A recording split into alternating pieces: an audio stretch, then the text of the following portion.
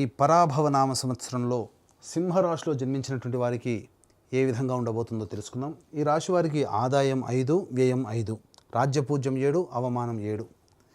ఇక్కడే మనకు తెలిసిపోతుంది, ఏ పని చేసినా మంచి చెడు అన్నీ కూడా సరి సమానమే. ఏది గొప్పగా ఉండదు, అలా అని చెప్పి ఏది హీనంగా ఉండదు. కాబట్టి ఈ సింహరాశి వారు జాగ్రత్తలు పాటించాలి. ఎందుకనంటే ప్రధానంగా ఈ సింహరాశి వారికి అష్టమ శని ప్రభావము ఇది చాలా మైనస్. ఒక్కసారి ప్రేక్షకుల్లో 2006 సంవత్సరం 2007 సంవత్సరం ఏ విధంగా ఉండింది ఒక్కసారి గుర్తు తెచ్చుకోండి. చెరుకుని పిప్పి చేసినా ఇంకా కొద్ది రసం ఉంటుందేమో, కానీ ఈ సింహరాశి వారికి ఆ 2.5 సంవత్సరాలు 2006, 2007, 2008 మధ్య వరకు చాలా నరకయాతన పెట్టాడండి. కాబట్టి ఈ అష్టమ శని కూడా ఈ సింహరాశి వారికి ప్రధానంగా దోషప్రదమై ఉంటుంది. పైపెచ్చు ఈ యొక్క శని తన సొంత నక్షత్రములో సంచారం చేస్తున్నట్టు ఈ సమయంలో కూడా చాలా ఇబ్బందులు ఎదుర్కోవాల్సినటువంటి పరిస్థితి వస్తుంది. కాబట్టి శని ప్రభావాన్ని తక్కువగా అంచనా వేయకండి.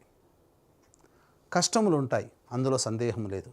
కానీ దైవానుగ్రహం కూడా ఈ రాశి వారికి ఉంది. తద్వారా సమస్యల నుంచి బయటపడే అవకాశం గోచరమవుతుంది.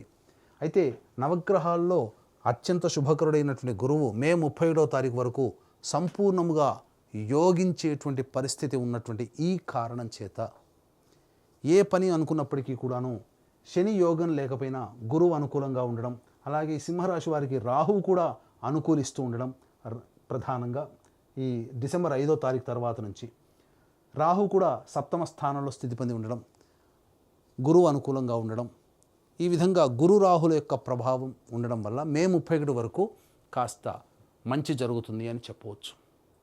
అంటే ఆశించిన మేర కంటే చక్కటి శుభ ఫలితాలు ఈ సింహరాశిలో జన్మించినటువంటి వారు మే 31వ తారీఖు లోపల పొందగలుగుతారు.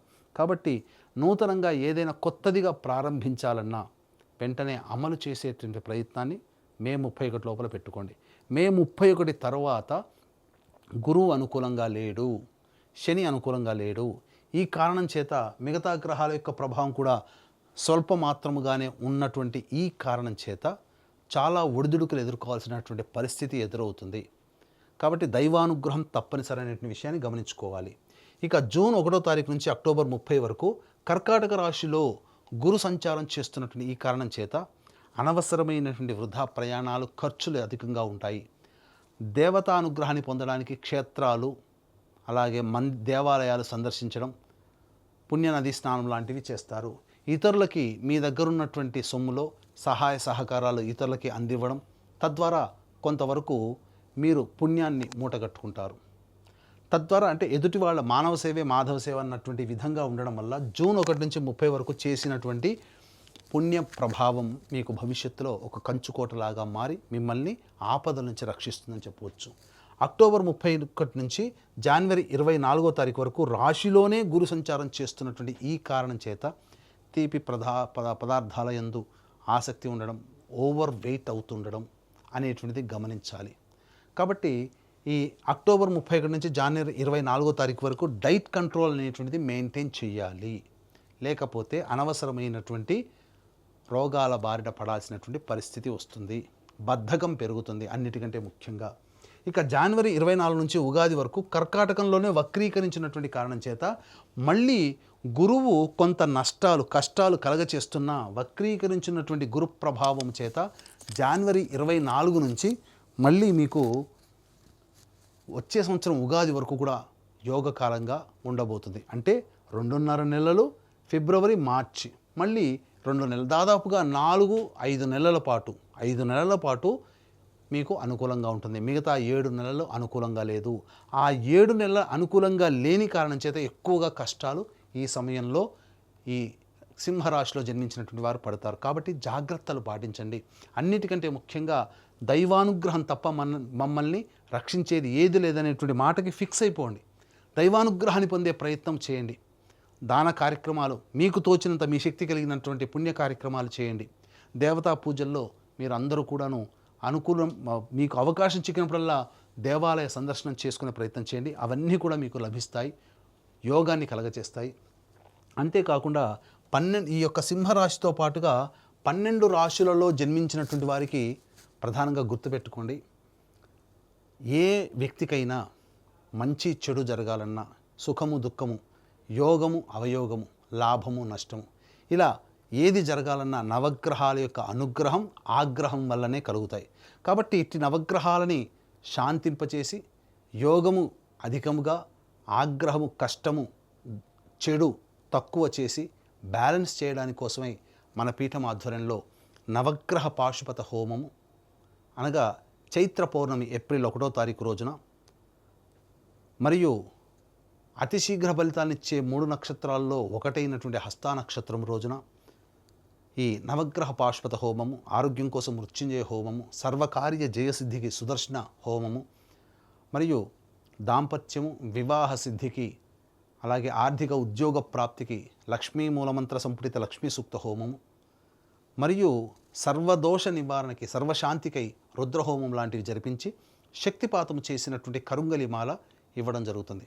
ఈ కార్యక్రమంలో పాల్గొనదలిచినటువంటి వాళ్ళు, అవకాశం ఉన్నటువంటి వాళ్ళు, గోత్రనామాలు నమోదు చేసుకోదలిచినటువంటి వాళ్ళు ఏప్రిల్ 1వ తారీఖు మధ్యాహ్నం 3 గంటల లోపల మీరు నమోదు చేసుకునే ప్రయత్నం చేయండి. తద్వారా అన్ని విధాలుగా దైవానుగ్రహం మీకు ఈ సంవత్సరం అంతా తోడుగా ఉంటుందని చెప్పవచ్చు.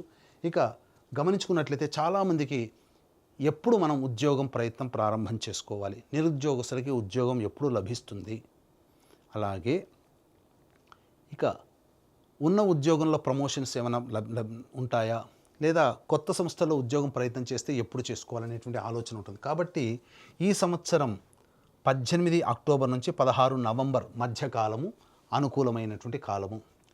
అలాగే 15 మే నుంచి 16 జూలై వరకు ఉన్నటువంటి కాలము అనుకూలమైనటువంటి కాలము.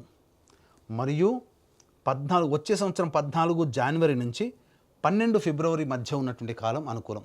ఈ చెప్పినటువంటి సమయాల్లో నిరుద్యోగస్తులకి ఉద్యోగం చేస్తున్నటువంటి వాళ్ళకి ప్రమోషన్స్, లేదా వేరే సంస్థల్లో పనిచేయాలనుకునేటువంటి వాళ్ళకి బదిలీకి అనుకూలమైనటువంటి సమయంగా చెప్పవచ్చు.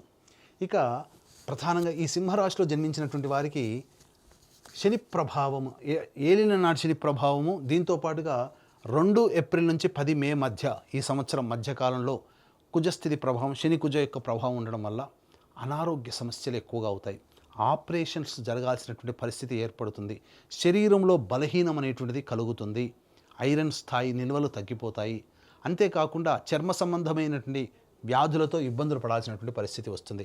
11 మే నుంచి అలాగే 19 జూన్ వరకు ఉన్నటువంటి కాలము, 19 జూన్ వరకు ఉన్నటువంటి కాలము, ఇది చాలా మటుకు మీకు చేస్తున్నటువంటి వృత్తి ఉద్యోగ వ్యాపారాలలో చెయ్యని పనికి అవమానాలు పడడం, నేరం మోపడం, తద్వారా కొన్ని చర్చలు దాని మీద జరగడం, లేదా ఆస్తి సంబంధమైనటువంటి వ్యవహారాల్లో చర్చలు జరిగి వాదనలు జరగడం అనేటువంటిది మీకు కలుగుతాయి. ఇక 20 జూన్ నుంచి 1 ఆగస్టు వరకు ఉన్నటువంటి ఈ సమయం ఏదైతే ఉంటుందో, ఈ సమయంలో అతి ఆత్మవిశ్వాసము పనికిరాదు, అది గుర్తుపెట్టుకోండి ముఖ్యంగా. అంతేకాకుండా గృహంలో మరమ్మత్తులు, అలాగే గృహంలో చోర భయం, అంటే వస్తువులు, విలువైన వస్తువులు, ఆభరణాలు దొంగిలించబడడం కానీ, లేకపోతే వాహన ప్రమాదాలు జరగడం కానీ లాంటివి జరుగుతాయి. ఉద్యోగంలో కాస్త ఒడిదుడుకులు ఎదుర్కొనేటువంటి సమయం ఆసన్నమవుతుందని చెప్పవచ్చు ఆ సమయంలో. ఇక 1 ఆగస్టు నుంచి 17 సెప్టెంబర్ మధ్యకాలం ఏదైతే ఉంటుందో, ఈ సమయం అన్ని విధాలుగా అన్ని రంగాలలో ఉన్నటువంటి వాళ్ళకి యోగ్యమైనటువంటి కాలము. అంటే మీకు చెప్పొచ్చేది ఏంటంటే, గురువు అనుకూలంగా ఆ సమయంలో మీకు ప్రధానంగా లేకపోయినప్పటికీ కుజుడు అనుకూలంగా ఉండడం మీకు ఒకంత యోగాన్ని కలగచేస్తుంది అని చెప్పవచ్చు. ఇక 18 సెప్టెంబర్ నుంచి 11 నవంబర్ మధ్య ఉన్నటువంటి ఈ కాలం ఏదైతే ఉంటుందో, అనవసరమైనటువంటి ప్రయాణాలు జరుగుతాయి. అంతేకాకుండా ప్రధానంగా ఈ సమయంలో దంపతుల మధ్య విభేదాలు వచ్చేటువంటి అవకాశము గోచరమవుతుంది. కాబట్టి జాగ్రత్తలు పాటించండి. రుణగ్రస్తులు అయ్యేటువంటి అవకాశం ఉంటుంది. ఇతరుల వల్ల డబ్బులు తీసుకొని చెల్లించలేని పరిస్థితి కానీ, లేదా మీ దగ్గర డబ్బులు తీసుకున్న వాళ్ళు చెల్లించలేని పరిస్థితి కానీ మీకు ఏర్పడుతుంది. కాబట్టి జాగ్రత్తగా నియమాన్ని పాటించండి. అవసరం ఉంటే తప్ప మీ డబ్బుల్ని ఎదుటి వాళ్ళకి ఇవ్వకండి. అన్నిటికంటే మించి ఈ సమయంలో 18 సెప్టెంబర్ నుంచి 11 నవంబర్ మధ్యకాలం ఏదైతే ఉంటుందో, ఈ సమయంలో మీ శక్తికి మించి మీరు ప్రయత్నం చేస్తేనే ఆశించిన మేర శుభ ఫలితాలు పొందుతారని గమనించుకోవాలి. ఇక అన్నిటికంటే కీలకం 12 నవంబర్ నుంచి 8 మార్చి వరకు ఏదైతే ఉంటుందో ఇది చాలా కీలకం అండి. ఎందుకనంటే ఈ సమయం ఏదైతే ఉంటుందో ఈ సమయంలో ప్రధానంగా యోగమా అవయోగమా అంటే అవయోగం ఉంటే దాన్ని యోగంగా ఎలా మార్చుకోవాలో కూడా చెబుతాను. కుజస్తంభన అనేటువంటిది జరగడం, తద్వారా మీరు చేపట్టినటువంటి పనుల్లో ముందుకి కదలకపోవడం అనేటువంటిది జరుగుతుంది. దీన్ని దేవతానుగ్రహంతో అన్ని విధాలుగా అవయోగాన్ని సైతం యోగంగా మార్చుకోవచ్చు. అందుకనే ఇక్కడ దేవతానుగ్రహంతో పాటుగా సంకల్ప బలం అనేటువంటిది ఎక్కువగా ఈ 12 నవంబర్ నుంచి 8 మార్చి వరకు మీకు తోడై ఉండాలి. ఇది గుర్తుపెట్టుకోండి. ఇటు ఈ సమయంలో కూడా గురువు మీకు ఏంటంటే జనవరి 24 నుంచి గురువు కర్కాటకంలో వక్రీకరించినట్టు కారణం చేత ఆ సంకల్ప ప్రభావం యొక్క ఫలితము ఫిబ్రవరి మార్చిలో మీరు అద్భుతంగా చూస్తారు. దైవానుగ్రహాన్ని పొందే ప్రయత్నం గట్టిగా చేయండి. ఇక ఈ యొక్క సింహరాశిలో జన్మించినటువంటి విద్యార్థులకి జ్ఞాపక శక్తి తక్కువగా ఉండడం, బాగా గొప్పగా చదివిన పరీక్ష సమయంలో కొంత తొందరపాటు నిర్ణయాలు తీసుకొని సరిగ్గా ఆన్సర్ చేయలేకపోవడం కొంత నష్టం ఉంటుంది. కాబట్టి ముందుగానే తల్లిదండ్రులు పిల్లల్ని మానసికంగా గట్టిగా ఉండే విధంగా ప్రిపేర్ చేయండి. స్పాంటేనియస్గా మీరు ఉండాలి ఆ యొక్క ఎగ్జామ్ హాల్లో అనేది గుర్తుపెట్టుకోండి. ఆశించిన మేర శుభ ఫలితాలు ఉంటాయి. సామాన్యమైనటువంటి పరిస్థితులు విద్యార్థులకి ఉంటాయని చెప్పవచ్చు. ఆశించిన మేర విద్యాలయాల్లో మీకు స్థానం లభించాలి, ప్రవేశం లభించాలంటే ఎక్కువగా కష్టపడాలని సూచిస్తుంది. ఈ యొక్క సింహరాశిలో జన్మించినటువంటి రాజకీయ రంగ ప్రముఖ వ్యక్తులు ఎవరైతే ఉంటారో వారు అవమానాలు ఎదుర్కోవాల్సినటువంటి పరిస్థితి వస్తుంది. ఖర్చు డబ్బు పాయే పదవి పాయే అన్నట్టుగా ఉంటుంది. పార్టీ పెద్దల దృష్టిలో పడకపోవడం, ఆ పెద్దల దృష్టిలో పడడం కోసం చేర్చినటువంటి ప్రయత్నాలన్నీ కూడాను వృధా అవ్వడం ఒకంత నిరుత్సాహాన్ని గురి చేస్తాయి. కాబట్టి మిన్నకుండా ఉండడమే చాలా మేలనేటువంటి విషయాన్ని గమనించుకోవాలి. ఈ రాశిలో జన్మించినటువంటి కళారంగంలో ఉన్నటువంటి వాళ్ళు, నటులు, electronic and printing media, social media, 24 ఫ్రేమ్స్లో ఉన్నటువంటి వాళ్ళు, వీళ్ళందరూ కూడా అంది వచ్చినటువంటి అవకాశాన్ని వినియోగించుకోలేకపోతారు. తద్వారా నష్టములు అనేటువంటివి జరుగుతాయి. కాబట్టి సంయమనం పాటించండి. ప్రజలలో ఆదరణ ఏమాత్రము తగ్గదు, అవకాశాలు వస్తాయి, అందిపుచ్చుకోండి. అలాగే డబ్బుల విషయంలో మాత్రం నిర్మోహమాటంగా ఉండే ప్రయత్నం చేయండి. ఎందుకంటే నష్టము ఆ విధంగా అక్కడ డబ్బు పరంగా ఉండబోతుంది కాబట్టి. ఇక ఈ రాశిలో జన్మించినటువంటి రైతులు ఎవరైతే ఉన్నారో 2 పంటలు కూడాను సాధారణంగా ఉంటాయి. మొదటి పంట కంటే రెండవ పంట మీద కొంత ఆశ ఎక్కువగా పెట్టుకోవచ్చు. ఆ సమయంలో మీకు అధిక దిగుబడి రాబడి అనేటువంటిది పొందే అవకాశం ఉంటుంది. కౌలుదారులకి మాత్రం కష్టంగానే చెప్పవచ్చు. ఈ రాశిలో జన్మించినటువంటి క్రీడాకారులు ఎవరైతే ఉంటారో ఆ క్రీడాకారులకి ఆశాభంగం అనేటువంటిది కలుగుతుంది. ఆశించిన మేర స్థాయిలో మీ ప్రదర్శనని చూపించలేకపోవడం కావచ్చు, మీ ప్రదర్శన ఇతరుల దృష్టికి పొందలేకపోవడం వల్ల అవకాశాలని మీరు పొందలేకపోతారు. భవిష్యత్తుకి మార్గాన్ని సుగమం చేసుకోలేకపోతారు. ఇక ఏతావాత ఈ రాశిలో జన్మించినటువంటి వారికి మే 31వ తారీఖు వరకు, అలాగే జనవరి 24 నుంచి ఉగాది వరకు, అనగా ముఖ్యంగా ఫిబ్రవరి మార్చి సమయం ఇది చాలా అనుకూలం. అనగా ఏతావాత 5 నెలలు మీకు అనుకూలంగా ఉంటుంది, మిగతా 7 నెలలు అనుకూలంగా ఉండదు. కాబట్టి దైవానుగ్రహాన్ని పొందే ప్రయత్నం చేయాలి. అలాగే ఈ రాశిలో జన్మించినటువంటి స్త్రీలు ఎవరైతే ఉన్నారో ఆ స్త్రీలకి గతంలో కంటే కూడా గౌరవ మర్యాదలు తగ్గుతాయి. ముఖ్యంగా జీవిత భాగస్వామితో పొరపచ్చాలు వచ్చే అవకాశం ఉంటుంది. సంబంధ బాంధవ్యాలు ఇబ్బందులు పాలవుతారు. ప్రేమికుల మధ్య అవమానాలు, అనుమానాలతో అవమానాలు ఎదుర్కోవాల్సినటువంటి పరిస్థితి వస్తుంది. దూరం జరిగేటువంటి అవకాశం ఉంటుంది. కాబట్టి జాగ్రత్తలు పాటించండి. మీ విలువైన వస్తువుల్ని కోల్పోవలసినటువంటి పరిస్థితి వస్తుంది. ఉద్యోగం చేస్తున్నటువంటి వాళ్ళకైతే ఇష్టం లేని ప్రాంతానికి బదిలీ అవ్వడము, ఉద్యోగాన్ని కోల్పోవడము లాంటివి జరుగుతాయి. గృహంలో మీ ఆభరణాలు కానీ విలువైన వస్తువులు కానీ దొంగలించబడతాయి. జాగ్రత్తలు పాటించండి. ఆరోగ్యం పట్ల ముఖ్యంగా శ్రద్ధ వహించండి. గర్భ సంబంధమైనటువంటి అనారోగ్య సమస్యలు ఈ యొక్క సింహరాశిలో జన్మించినటువంటి మహిళలకు ఉండేటువంటి అవకాశం ఉంది. కాబట్టి జాగ్రత్తలు పాటించండి. అన్నిటికంటే ముఖ్యంగా ఈ సింహరాశిలో జన్మించినటువంటి వాళ్ళకి దైవానుగ్రహమే దిక్కు. కాబట్టి ఇట్టి దైవానుగ్రహం అందరికీ లభించాలి అనే సదుద్దేశము. ఈ యొక్క రాశిలో జన్మించినటువంటి వాళ్ళు ప్రతిరోజు కూడా సుబ్రహ్మణ్య భుజంగ స్తోత్ర పారాయణము, అలాగే శివాలయ సందర్శనం అనేటువంటిది అవకాశం చిక్కినప్పుడల్లా చేసుకుంటూ ఉన్నట్లయితే కర్మదోషం తొలగిపోయి దైవానుగ్రహం పెరిగి మీరున్నటువంటి సమస్యల నుంచి తట్టుకోగలిగే శక్తిని మీకు కలగచేస్తుంది. అంతేకాకుండా మన పీఠం ఆధ్వర్యంలో ఏప్రిల్ 1వ తారీఖు రోజున ఈ సంవత్సరం అంతా కూడా అందరికీ మంచి జరగాలి 12 రాశుల వారికి అనే ఉద్దేశంతో సంపూర్ణ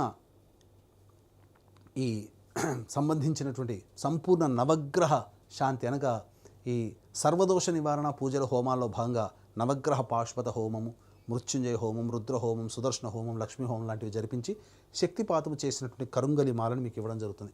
కాబట్టి ఈ అవకాశాన్ని అందరూ వినియోగించుకొని కుటుంబంగా అందరూ సుఖశాంతులతో ఆనందంగా జీవిస్తారని ఆకాంక్షిస్తూ సర్వం శ్రీ ఉమామహేశ్వర పర బ్రహ్మార్పణమస్తు.